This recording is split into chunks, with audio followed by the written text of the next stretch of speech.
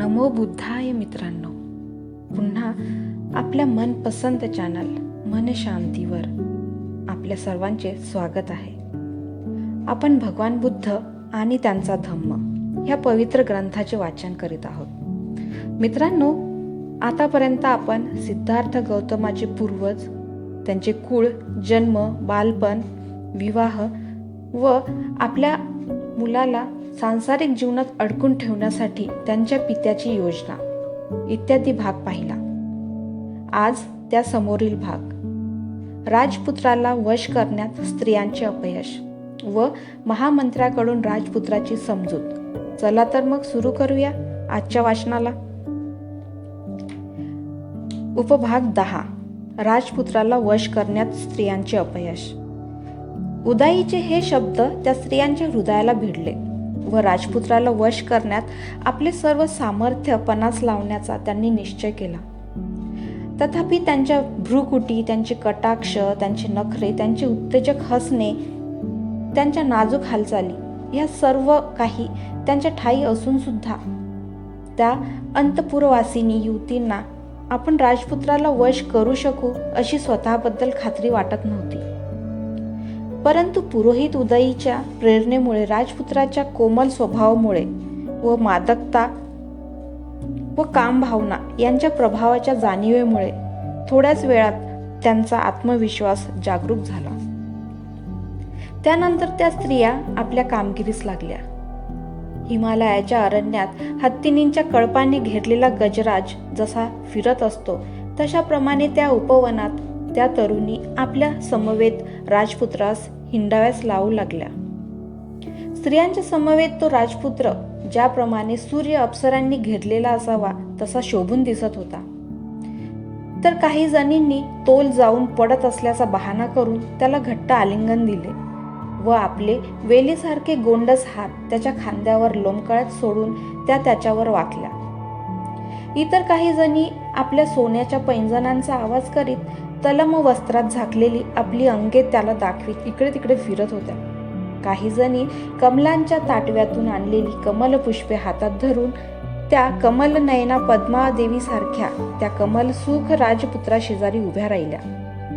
दुसरी एक जण मधुर गीत हावभावपूर्वक गात त्या आत्मसंयमी पुरुषाला कामोत्सुक करण्याचा प्रयत्न करीत होती आणि आपल्या नेत्र कटाक्षाने जणू काय म्हणत होती, तुम्ही कसल्या भ्रमात आहात महाराज.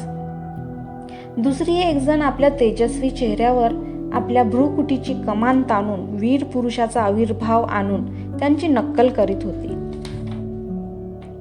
अशाप्रमाणे प्रेमासक्त झालेल्या त्या प्रमदांनी प्रेमयुद्धाच्या सर्व प्रकारच्या क्लुप्त्यांनी राजपुत्रावर हल्ला केला. अशा प्रकारचे आक्रमण झाले असतानाही तो आत्मसंयमी राजपुत्र प्रमुदित झाला नाही किंवा हसलाही नाही. त्या निजलेल्या असताना त्यांच्या नैसर्गिक अवस्थेत त्या स्त्रियांना पाहून तो राजपुत्र स्थिर व एकाग्र मनाने विचार करू लागला. या स्त्रियात अशा कोणत्या गोष्टीची उणीव आहे की त्यांना इतकेही दिसू नये की यौवन हे चंचल आहे, कारण वार्धक्य हे संपूर्ण सौंदर्याला नष्ट करणार आहे. अशा प्रकारे तो मेळ न खाणारा मिळणारचा प्रसंग सातत्याने वारंवार अनेक महिने व वर्षे सारखा चालला होता, परंतु त्याचे काहीच निष्पन्न निघाले नाही. उपभाग 11, महामंत्र्याकडून राजपुत्राची समजूत. त्या तरुण स्त्रिया अयशस्वी झाल्या व राजपुत्र काही त्यांच्याकडे आकर्षित झाला नाही हे उदयीच्या लक्षात आले. राजनीतीत कुशल असलेल्या उदयीने स्वतःच शेवटी राजपुत्राशी बोलण्याचे ठरविले.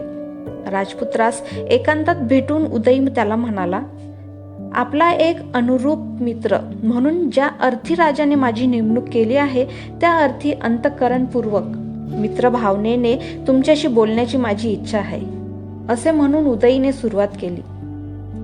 जे अहितकारक आहे त्याच्यापासून परावृत्त करणे, जे हितकारक आहे ते करण्यास प्रवृत्त करणे व संकटकाळी सोडून न जाणे ही मित्रत्वाची 3 लक्षणे आहेत.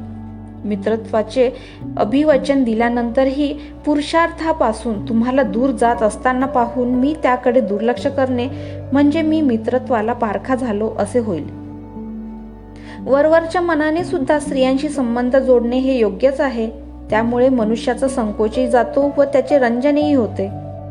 आदरपूर्वक वागणूक व तिच्या इच्छेची परिपूर्ती या दोनच गोष्टींनी स्त्रीचे हृदय प्रेमात बांधले जाते. निसंदेह सद्गुण देखील प्रेमाचे कारण असतात, कारण स्त्रीला आदरभाव आवडतो. मग हे विलक्षास तुम्ही वरवरचे प्रेम दाखवायचे देखील प्रयास नाही का करणार? विनय हा स्त्रियांना औषधाप्रमाणे सुखकर वाटतो. विनय हा त्यांचा एक अलंकार आहे. विनयावाचून सौंदर्य हे पुष्पविहीन उद्यानासारखे आहे. पण केवळ विनयाचा काय उपयोग? त्याच्याबरोबर हृदयातील भावनांचीही जोड असली पाहिजे.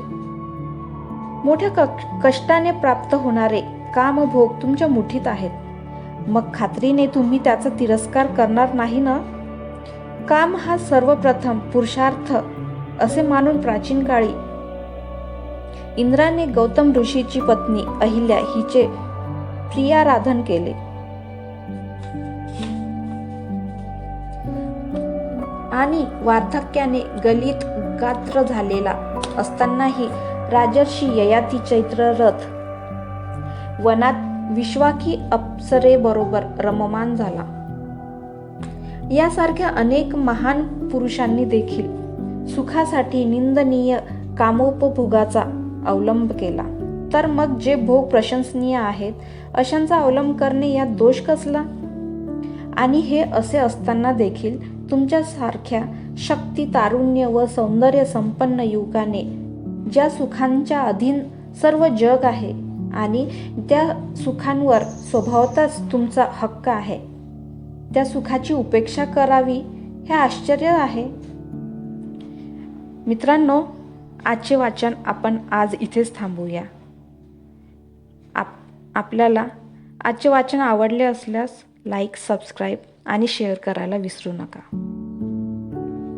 तेरा मंगल तेरा मंगल तेरा मंगल होय रे, सबका मंगल सबका मंगल सबका मंगल